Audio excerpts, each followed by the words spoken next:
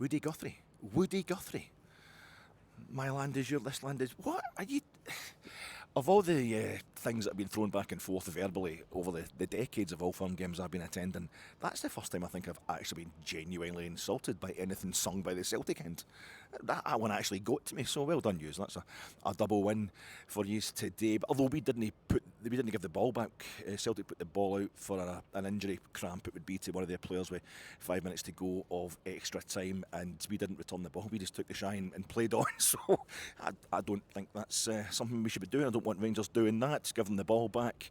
It's all about sporting integrity. So maybe it's evened itself up. But my land, this land is your land. It's no my land to...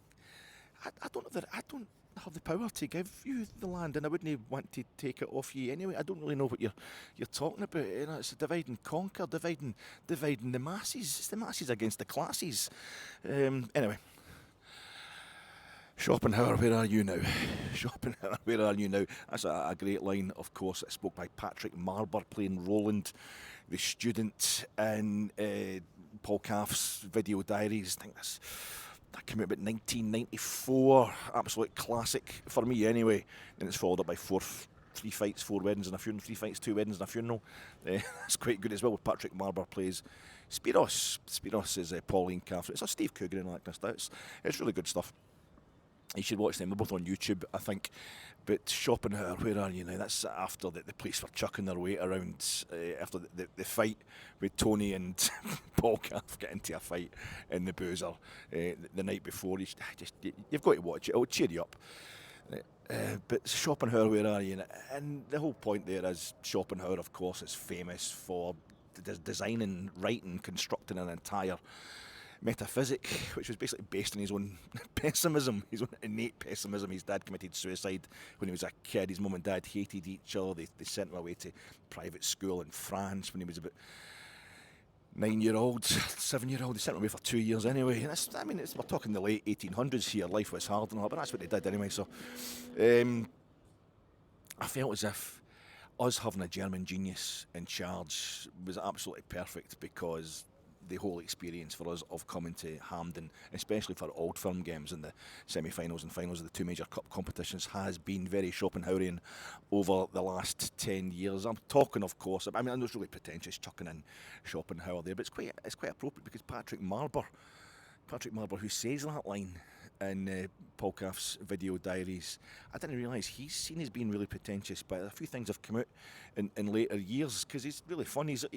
If you watch the first series, Knowing Me, Knowing You, Alan Partridge, where he's in the studio and all that, the TV series, Patrick Marber's playing a different guest every week. He's really quite fun. The guy who's a rock star type actor now, but he started his working life as a photocopier salesman, and they get him to, no, I don't know what his name is, Zach or whatever. Can you unjam the photocopier? And he's want to be a rock and roll, but he's got to go in and he can't help himself. That could be a bit there, that magnet there. Hold your paper clips while you're doing that.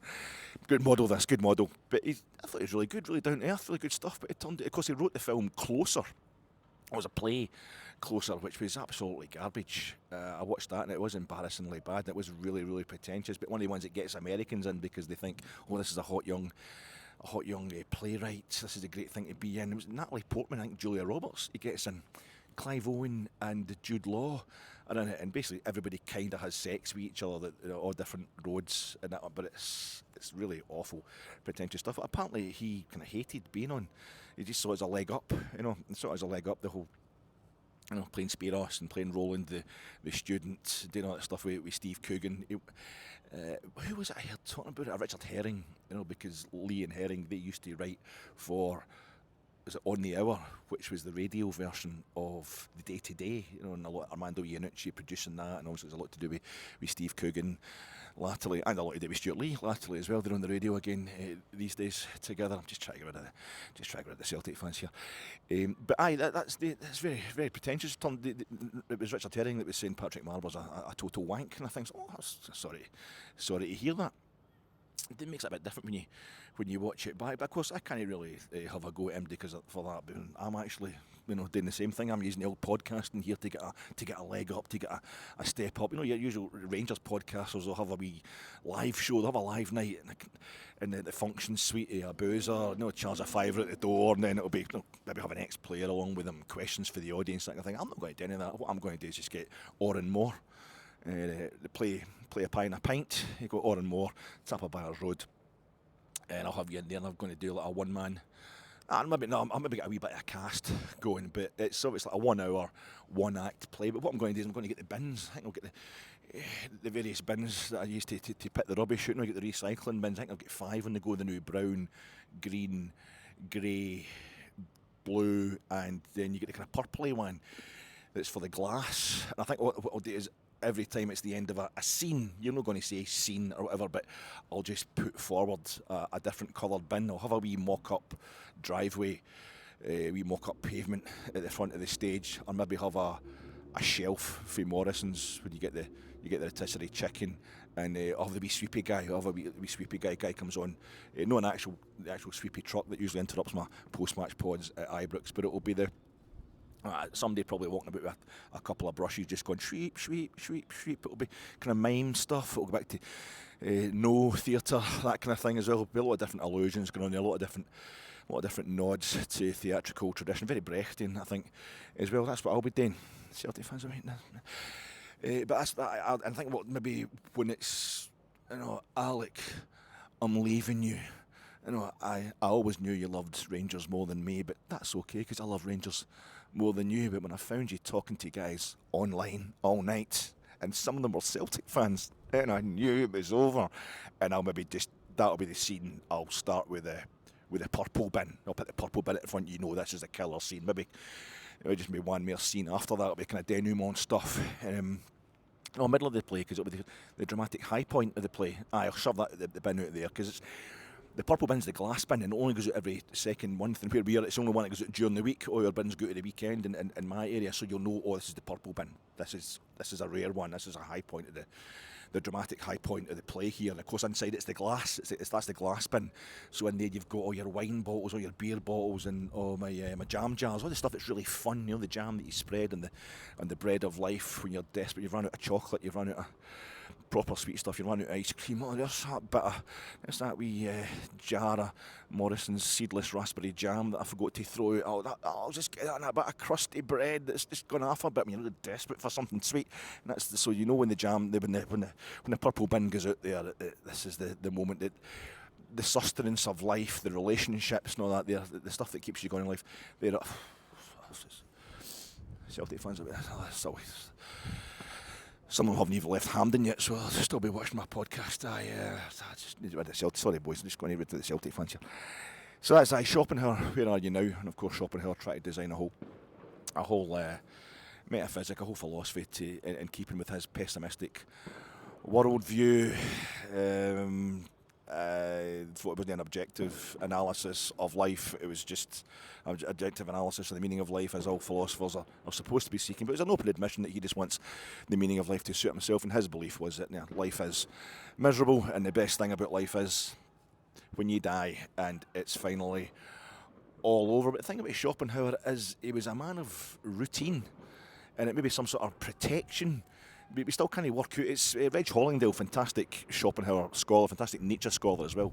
Dead for a few years now, Reg Hollingdale, lovely fella, and he does a fantastic introduction to Schopenhauer's essays and aphorisms. It's in a collection of his essays and aphorisms by Penguin. I think it's about 1970 it came out, and Reg Hollingdale's at the beginning of that.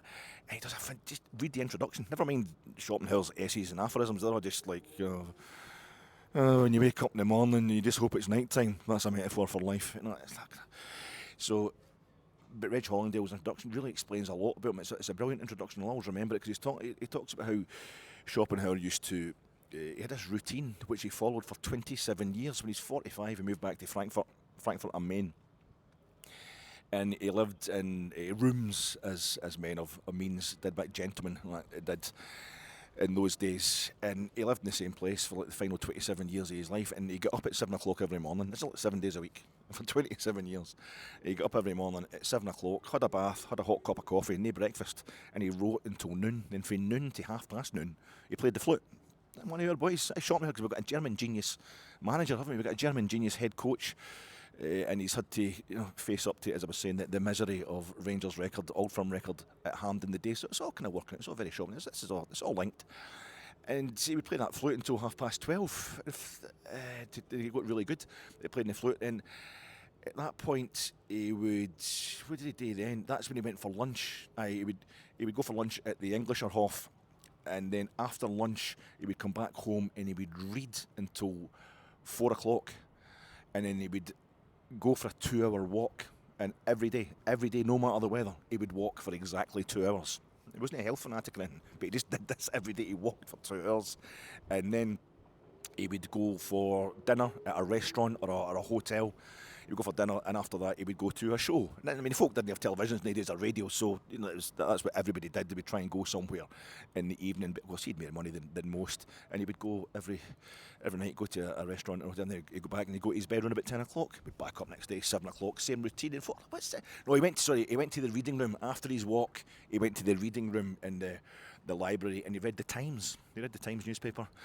And then he would go to the restaurant, and then he would go to a show, and then he'd get to his bed for about 10 o'clock. But that was him for 27 years, and it's like, why did he do that? What was it? Because life's miserable, so what's the point of trying anything new?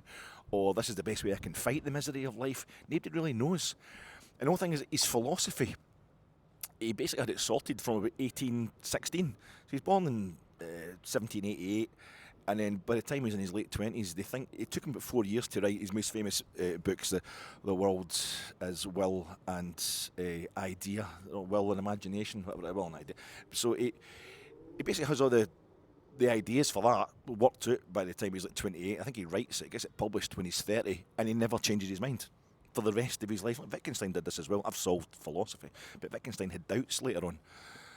But our man Schopenhauer, he didn't have any doubts at all. So everything he wrote in later years, it was later years he moved to Frankfurt, the last kind of 27 years of his life, he was just writing little explanations of what he already believed. Didn't he change his mind about anything? He was just illustrations and explanations, and I was just, what a guy.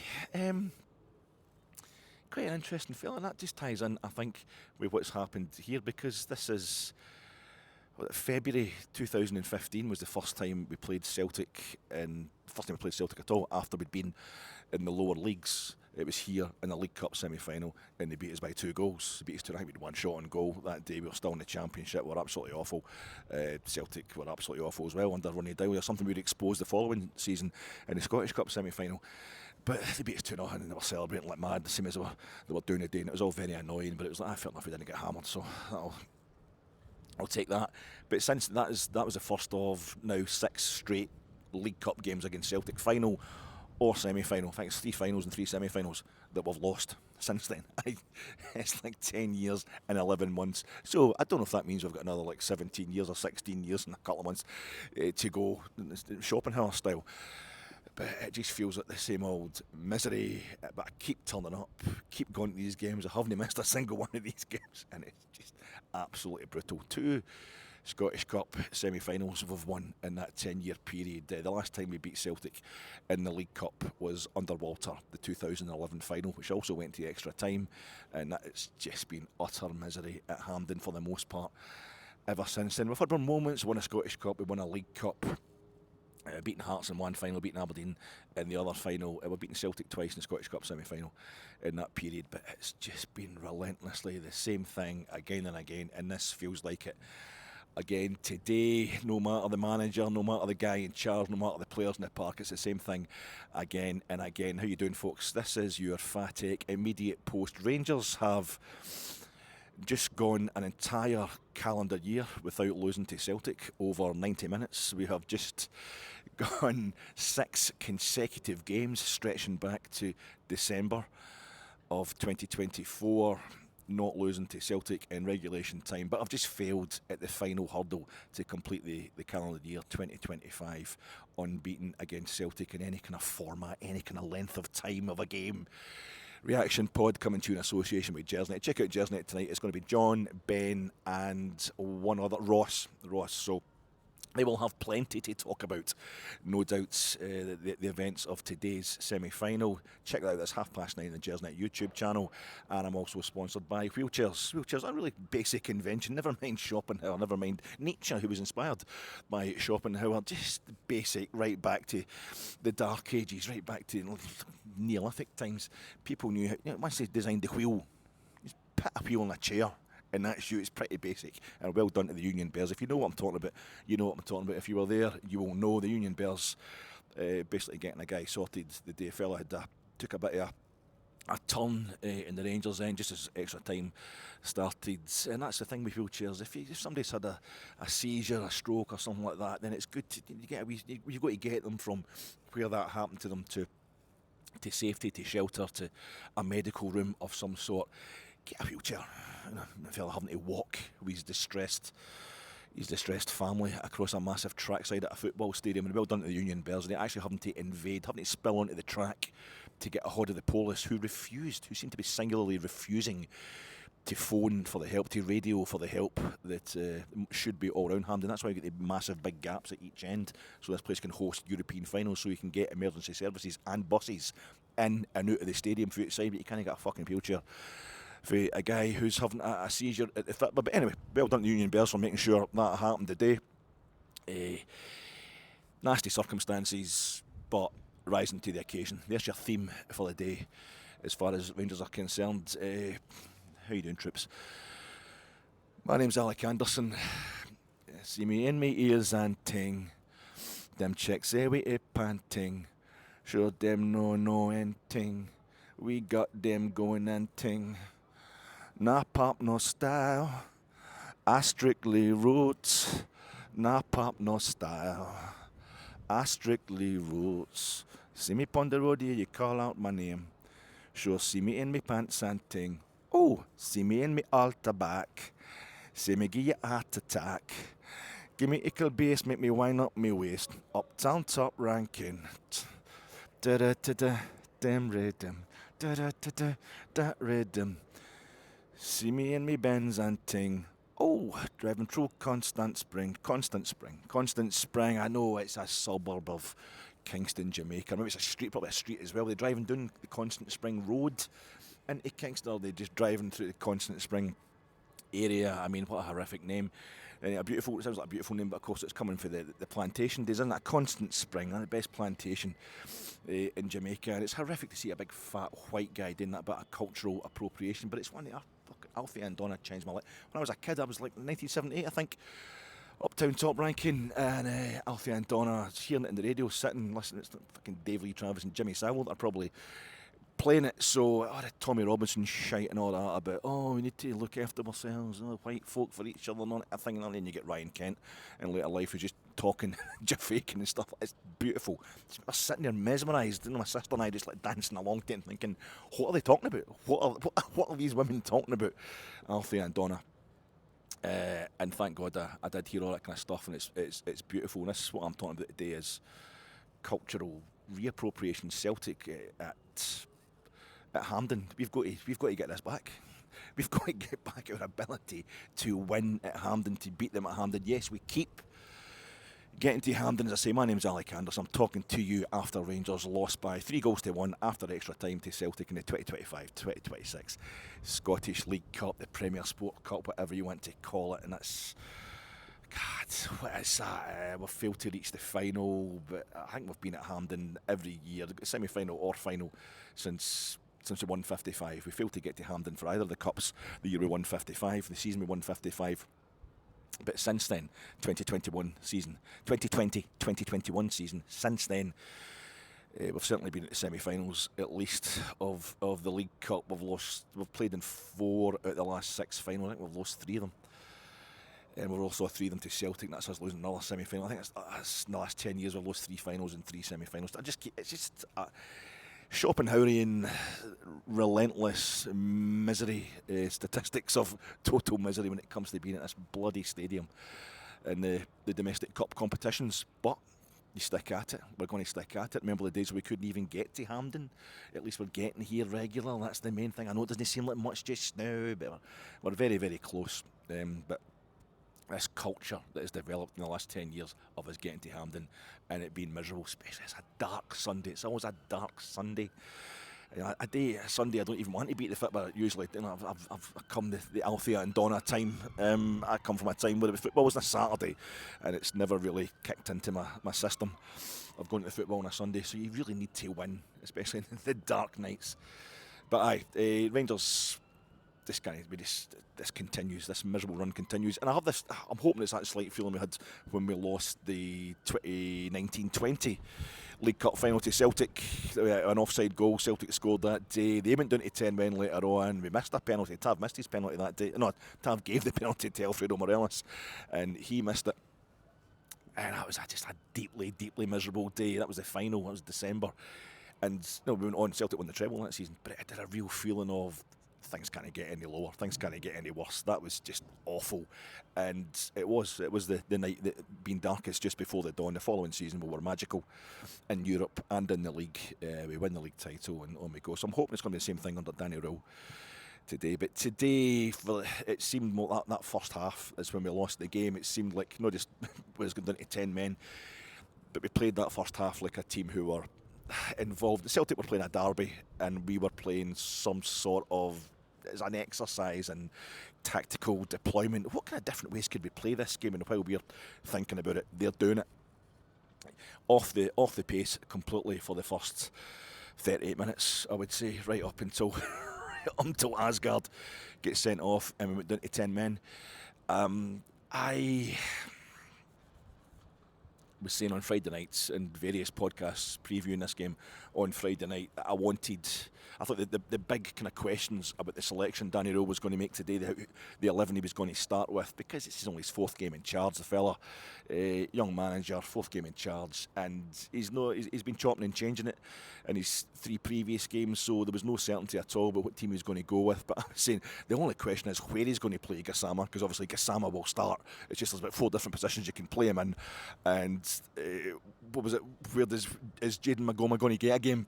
Because he's been really good and he's been really bad at times. He's looked really frail, but also really good. He had a great first 20-odd minutes against Hibs, and then Hibs switched players on him, and he had a terrible following 20 minutes. Had to go off at half-time at Easter Road. So that's it. So Magoma obviously starts today, and Gassama is on the bench. That's how much you can rely on me. I was looking for Tav to go in at right-sided centre-half in the 3, and we did play the 3 centre-halves, but Nasser Giga played on the right side and Tav was playing the wing back. I was talking about how I couldn't see Tav playing at wing back, so of course he was playing right wing back today. Doesn't have the legs for that role, you would think. So we had John Suter and Derek Cornelius on the left hand side. That was with 3, along with Nasser Giga, centre half, Jack Butland of course in goals, Tav right wing back, Magoma left wing back, Diamandi, as we all thought, was in there partnering in the absence of Connor Barron. Probably Connor Barron suspended for this. Diamandi goes in there next to Nico Raskin, and then you've got the 2 supporting big Chermiti up front. Who do we have? The first I was Asgard and Danilo playing starting for the 3rd game on the trot. Having scored in the previous 2 games with Danilo in there, and Celtic were just sharper. And I think that we can take a lot of kudos from this game in terms of how bad we've been all season. We've got a brand new kind of head coach, young guy, but Celtic have got a caretaker manager. It's a bit much to ask for Celtic to lose 3 Sundays in the trot, but they've got a caretaker manager in there, and I did all my nastiness about Martin and my bitterness about him. He's a guy I don't like, but it's always that's why you've got to do it. I'm not upset a lot of Celtic fans that I'm good pals with who usually watch my pod and that, but that's why I do it beforehand, because if I said it now, it would look like just after the fact bitterness. And I've got plenty of that going on, but I try to keep it in check. But they've got a 73-year-old caretaker manager, and he's outthought us. I don't even know if he's outthought us, but he's outfelt us. I was talking about that thing he's alleged to have done when he beat us 6-2 Celtic in his first Old Firm game in charge 25 years ago, Martin O'Neill, at the start of his original tenure at Celtic. He's supposed to have gone around the Celtic dressing room and got in all the players' faces, giving it, do you really believe, look at me, do you believe you could beat Rangers today? That invested them with the belief necessary to turn it around. Bobby Petta, once a joke, suddenly became Lionel Messi right in front of us, tore Rangers to pieces that day. But So he's got this ability to charge up his players, to get them all motivated, and they certainly did that today. It might, as we're kind of surmising or hypothesising on Friday night, it might also be because the Celtic players are just really happy that Brendan Rodgers is no longer in charge after him making automobile-based, criticisms of them. Really, he's just saying nasty things about Honda Civics. No, a good car, a Honda Civic. But anyway, they were all extra motivated. They were really sharp from the off. It was a thing about the Hampden roof. The Hampden roof, it's quite a thing. I started going to Hampden, same as yourself. Started going to Hampden back in it was 1980, October 1980. God, 45 years ago, I went my first game at Hampden. It was Scotland 0, Portugal 0, a World Cup qualifier. But it was, the North Stand was there. I never got in the old North Stand, which you stand at the top of the what is now the North Stand. The North Stand today is just an enclosure that's been reprofiled and had seats put on it and a roof over the top of it. But where there's a kind of executive lounge type thing, is it Sky Lounge or something they call it, up the top of the present North Stand. Well, that used to be the start of the original North Stand, which was above the terracing, the old North Terracing. And that was the only that and the old main stand was the only ones that had roofs back in the day. Oh, sorry, the Rangers End had a roof. But it was a different. What means the roof's only linked up. The Celtic End completely exposed to the elements because the SFA hate Catholics. That's apparently. That was the law in the days. That was what it was. That was the rule in the days. It used to pick up the trophies off a Union Jack. Come on. Celtic picking up League Cups and Scottish Cups having a big Union Jack. There was moments where you thought, I think they've got a point. And the Rangers End gets seated. So there was a wee point, it was about a year, 2 years, where the Rangers End was seated and roofed, while the Celtic End was still open terracing, open to the elements. So maybe a wee point there. This land is your land.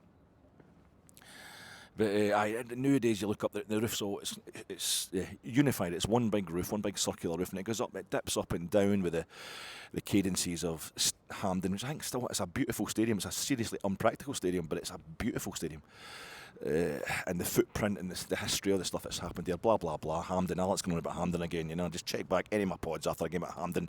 You know what I'm talking about. I think I might have been to Hampden more times than like a 30-year-old Queen's Park supporter. That's one of the things I kind of came to the conclusion of today. I've been like 160 times or something to Hampden, and when I put in, when I checked in on Footballogy today, I come up, it gave me a big kind of star type, a badge type thing, like it was a Hampden hero or something. So that's one of us. That's one of us in blue the day, a Hampden hero. But the roof is it just goes right the way around, and it frames the sky in this beautiful way. If you're if for example, you're thinking, you're standing right down the front of the Rangers End as I was the day, about 7 rows for the front, an awful view, and you're thinking, oh, Jesus Christ, are we ever going to get a decision off this referee? You can look at the sky. It's completely beautifully framed by the roof there, and it was very light at the start of the game, kind of sunny blue skies, white clouds about, and then eventually those clouds, I noticed they turned grey, and then there was a EasyJet plane. You could see going through the clouds over the far end as Celtic easily jetted their way into the final. We started badly. We weren't up to it at all. We weren't up to the pace of the game. There wasn't a great deal happening. It had to be said, we just couldn't really get out our own half. Celtic had a shot for the corner of the box that went well over the bar. I think we had a header at the back post that wasn't really doing anything. That was the first kind of 10 minutes, and then Celtic just taking a free kick really quickly. And it's the problem where I'm you as well being under the stadium, as you know. Once you get into the letters, it's the first row is row A, or is it triple A, triple B, triple C? When you get right down the front, I'm not sure. No, I think that's right up the back. So I'm the single digits. I was in row M. And it's the view. You can see the box and all that. But you can't see the lines at the far box, the far away up at the Celtic end of the stadium. But it seemed that Celtic just played the ball straight through. There's a wee deflection here and there. I think it hit off Jack Butland as it looked up, and it was a free kick at the edge of our box, and Celtic just played it straight away. So that's it. They've scored a goal. The place is going crazy. Up the other end, and it come up with the VAR check, and I'm thinking, yeah, because I've absolutely no idea about offside for this angle. And VAR, Rangers at Hampden, VAR, Rangers generally, Old Firm games over the last few years, you think, do us a bloody favour. And it did, this time it did. It was cancelled, it was offsides, whatever. So Celtic didn't get the goal, you're thinking, right, this is us, come on, turn this into a wake-up call. Chermiti misses a chance. I might be getting the order of things wrong here. Chermiti misses a chance kind of at the left-hand post. It doesn't go in quick enough. The ball comes to his feet and he puts it past the left-hand post when it looks like he really should have scored, but I say I'm miles away, so I can't really judge it. You'll have seen it in telly, folks. Celtic then do score, and a young bigot is up in our faces after heading the ball. It was a terrible, typical Martin O'Neill goal. I mean, I think the first time I saw Rangers against Celtic, Martin O'Neill Celtic in the League Cup semi-final, was that 2000-2001 season? Yeah. So that's Jesus, quarter of a century ago. It feels like yesterday. It was a midweek. That's when they used to have League Cup semi-finals in midweek, and it was all the big Swiss and Bulgarian guys that they had playing up front for them, and they were just nodding in corners left, right and centre. I think Larson probably scored a couple as well on that day, but it was the same thing. Just corner, front post, striker runs in, and a tall striker runs in and just heads it in at near post. Woeful defending from Rangers. Nasser Giga kept giving the ball away, his feet and all that. Just the fella, he runs up to the Rangers end and he's giving it big licks in our faces and all that. So I don't know what we've done to upset him. But it was Chermiti that was upsetting us again. After that, it was a ball to the back post up the other end, and he just can't seem to connect with the header at all. I thought he was doing all right again, Chermiti. You can see it's never clean contact. It's never, when he's getting the ball in deep, when he's getting the ball away from outside the boxes. The ball's coming to him, or when he's trying to tackle back, he'll maybe not win the ball in the tackle, but he'll do enough to put the fella. The fella would lose his stride, the Celtic player would lose his stride, and the next Rangers player to come in would get to the ball first and all that. And same when he's holding up the ball, I mean, it's not very tidy, but it's effective in certain ways. But he's finishing today, his inability to just fucking go for it, just pick yourself, take man and ball away. But he's a fighter, and I think he's going to be all right as a player, but. Maybe you could maybe say he's cost us the game the day. Nasser Giga just kept giving the ball up. He wasn't getting the ball. He seemed to be terrible. Nasser Giga, the day I'm thinking, get Tav back into his role. Get Tav back into that role. Get him back into the right hand side of that 3-man defence. Yeah, what happened? Celtic scored, blah, blah, blah, huffs and puffing. I can't remember what happened in any great detail until the greatest cruelty about what happened, and I'm sure it was the 38th minute, was from the position, from the seat I'm in and everybody around about me.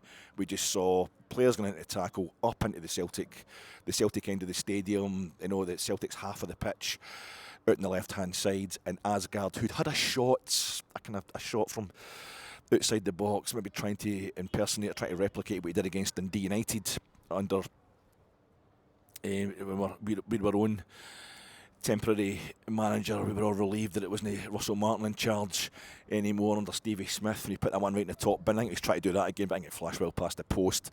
But that was the only time I'd really seen Asgard involved in the game until I saw him walking off the pitch, because we all thought the red card had gone to a Celtic player. We thought a Celtic player, the little area, the stadium we're standing in, because the sight lines are so bad, and we were all standing today. I just saw somebody's leg extending, and I saw the red card, Walsh running for his red card straight away, running to get a red card straight away. So I thought, that is the hypocrisy. I'm like, he just flashed that straight away. It's obviously a straight red. It's obviously must be a really obvious red card. I don't know why they're complaining, Celtic. Oh no, it's a red card to us. It's Asgard that's been sent off. He couldn't wait to get that red card out, could he? But that was it. We'd been bad enough already, and that perverse thing started to happen where we've gone down to 10 men, and that makes us play a bit better, maybe pits Celtic off a bit, messes with their chi. But I'm sick of it. I'm sick of I go to Hampden to watch Scotland. I don't go anywhere else to watch Scotland. Well, I've been to Wembley 3 times to watch them, that's it. But I've never really been anywhere outside. I've got Easter Road. I've not been anywhere outside Scotland, outside Britain to watch Scotland. But mostly I just watch them at Hampden. I've been to Easter Road and Pittodrie and some at Ibrox and Parkhead. I've seen them all at the stadiums maybe once or twice each, but mostly it's Hampden, so I'm used to glorious failure. I'm used to the glorious failure stuff. Just get out one, and we're already well up against it by that point, but we seem to rally a wee bit. Half time, We took off Danilo, who'd been running about a lot but hasn't been playing a lot of football recently, and we've suddenly given him a lot of football to play, so he's obviously knackered. It's not going to suit him when we're a man down. We took off Danilo and we brought on the one and only Gassama, and we were brilliant. We were heartbreakingly brilliant. The spirit was there, the effort was there, the nous was there as well.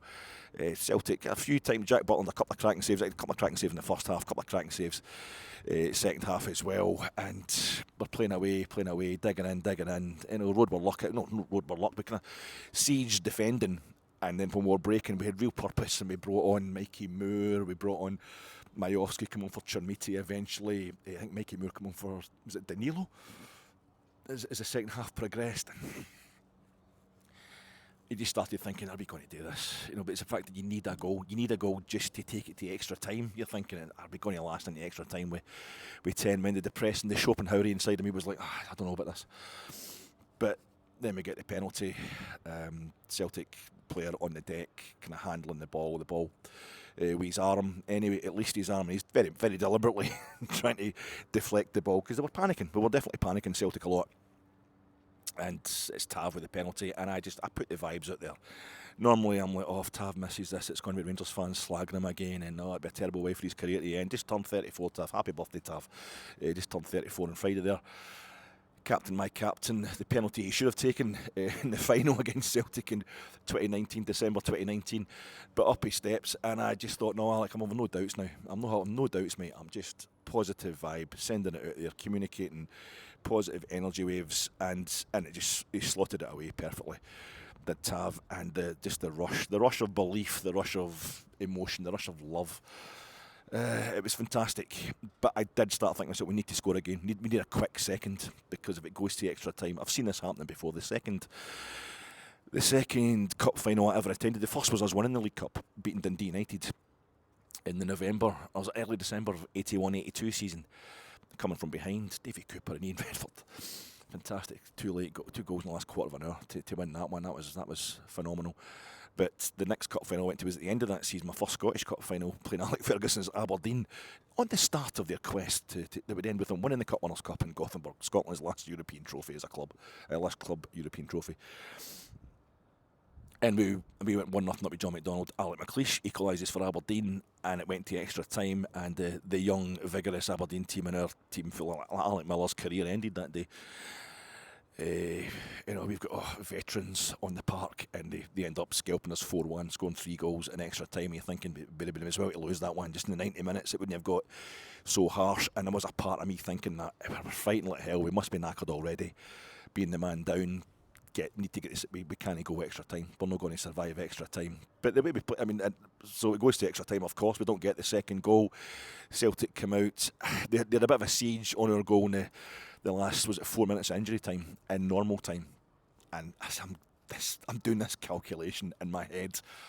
Are we going to be able to survive extra time? Obviously, I want us to break up the park for one of these Celtic corners and steal a late winner, which would have been thoroughly deserved the way we played in the second half. I don't believe in the language of deserve. Sorry, football's just football.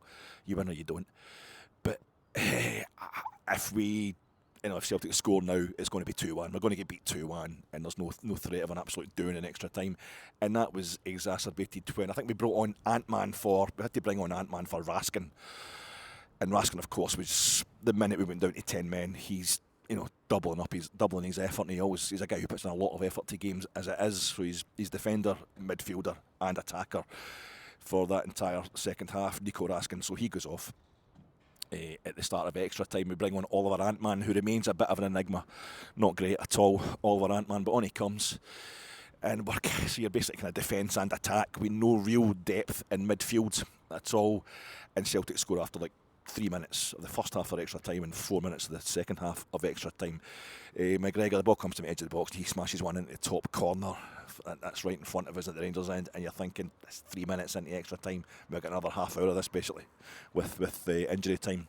This could end up 5, 6, 7, and it won't really be that fair. But there's no such thing as fairness. I don't believe in deserve, I don't believe in fairness. Football's football. What happens. But we rallied again.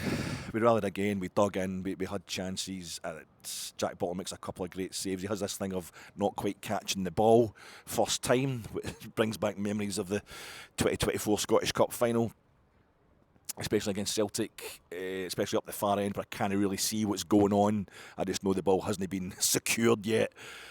But he pulled off a couple of cracking saves, point blank saves when he needed to, and I don't care about how untidily he gathers the ball in between times, as long as he's gathering it. But the Celtic, it was a start. They just. So if you've seen this in the telly, you know better than me what's actually happened. But it's a reaction, and up towards the darkness, up the far ends, they threw a ball across the front of our goal, across the 6-yard box, and a striker goes in and puts it in the back of the net, like the way a striker is supposed to, the way our strikers singularly don't these days. Haven't done for a few seasons now. But it's a poacher's goal, it's a good finish, whatever, it's a team goal, blah, blah, blah. A normal standard goal, that's it, it's 3-1 to Celtic, and we've got the whole of the second half of extra time to play, and it was just a kind of effort, an exercise in counting down the clock after that. Counting it down and hoping we didn't concede too many. We threatened to pull one back every now and then. Didn't happen, but 3-1 it was. And I'm proud of the way Rangers rallied. I'm proud we showed a bit of spirit. But I think that game was lost in the first half hour or so. The way we started it was terrible. Our tempo was awful. There's going to be questions about the actual players that we started the game with, but nobody's going to be. It's one step back, 2 steps forward to kind of change about the Bruce Springsteen lyrics of one of my favourite Bruce Springsteen songs by the boss, about our boss. He's getting tanked in Norway in his first game in charge when no one's really blaming him, and then he's secured major wins, our first home league win of the season, and then our first away clean sheet for a year almost in his next 2 games. Today, well, he's not lost over the 90 minutes, has he? But he's lost the game. He's lost a major game. We're not going to be winning the treble this season, so we can, for all you folks who are expecting Rangers to win the treble this season, that's officially not happening. But as I say, it is the first time that Celtic have actually beaten us this year. And it's their last attempt. We don't play them again to January, so unfortunate in that sense, and it has taken them extra time against 10 men, but as I say, you can probably even that up with the fact that Celtic are under caretaker management at this point in time. Fancy Steve, I did say this on Friday, no matter who we get in that final, St Mirren have beaten us home and away last season in Drewes already, and Paisley this season. Stephen Robinson has done us before in League Cup semi-finals. It feels as if St Mirren have got a good chance in this final, and ultimately that'll be much more embarrassing for Celtic. That'll set them back years. Oh, it needs to be us. It needs to be us. We need to get to the point where Hampden, no matter who we're playing, we need to get the culture back of Rangers being fearsome at Hampden, a fearsome opponent. Somebody who just marches into finals and wins 75% of those finals, and we need to be beating Celtic again. That, as I say, I think off the top of my head, are we now talking maybe 14? I think it's 14 times we've played Celtic at Hampden since that first meeting again in February 2015, the first meeting after we'd been in the lower leagues, or we're still in the lower leagues, and we've won 2 of them. That is absolutely terrible. But that's the thing, it seems like we're repeating the same kind of pessimistic, depressed pattern the way Schopenhauer did in his life. But Schopenhauer also had an incident where he threw a woman down some stairs. It was a seamstress who stayed in a flat, in the same block of flats when he was staying in Berlin as a kind of, I think it's maybe late 20s, early 30s. And he got a hold of her and he threw her, because she was talking outside. He's trying to write, he's trying to concentrate, he's trying to be all philosophy, and she's yakking away in the stairs. So they're a bit of a rammy. He's trying to get her to keep the noise down, and she's in his face, and she ends up getting chucked down the stairs. So she sues him. She gets some injuries, and she sues him, and it takes about 2 or 3 years for the case drags on and on. But eventually he's told to pay her. He's got her injuries. She can't be a seamstress anymore, and he's got to pay her for the rest of her life. He's ordered by the court to pay her for the rest of her life. It's something like the equivalent of like £9 a year, but it was big money in those days. It kept her going, and he's raging about this. But she was that old. She was a bit old anyway, and he's obviously chucked her down the stairs, so that didn't help her. She lived for another 31 years. She lived for another 31 years, and it was brutal. And that kind of feels like us. Oh, once we get back into top flight, the trophies will come pouring in again. It's three major trophies since 2012 that Rangers have won. It hasn't worked out that well. But the other thing with Schopenhauer is that's a lesson as far as I'm concerned in losing your temper. Don't make things worse by losing your rag. Let's keep the rag just now. It's still early in the season. Let's not start getting on the back of Danny Röhl. I don't think anybody's in the mood to anyway. I don't think anybody's seen this as greatly as his fault. It's been a massive undertow coming from 2012. Then there's a smaller undertow coming from Russell Martin's start to the season. I don't think anybody's going to go OTT on Danny Röhl, not in the Rangers camp anyway, after this one. So let's not lose the rag. Let's not throw any seamstresses down the stairs. And the other thing that Schopenhauer did, I mean, it was his wife. Sorry, not his wife, his mother. He never married his mother, surprisingly. His mother and his sister. They were invested in some kind of German business house, as they called it in those days, and it went bankrupt, and they were offering everybody. This is nothing to do with 2012. This was 1800s. I don't know what this has got to do with 2012, but they went bankrupt, and they were offering some of their creditors like 30%, 30 pence in the pound, 30 pfennigs in the Deutschmark, whatever it was, and his mum and his sister, we'll take that, that's fine. We'll take all the other creditors, we'll take that. And he gets in touch and goes, no, I want 70 pfennigs in the pound. And if you don't give me my 70 pfennigs in the Deutschmark, if you don't give me 70% back of what I'm owed, I'm going to start pushing for 100%. I know, so they're just, that goes into court, and most of the other creditors settled for 30%. And I think he left it for about 5 years. It dragged on for about 5 years, but he kept pushing it, and eventually he got 100%. He got everything back that he was due. You just hang in there. You just stick with it, don't you?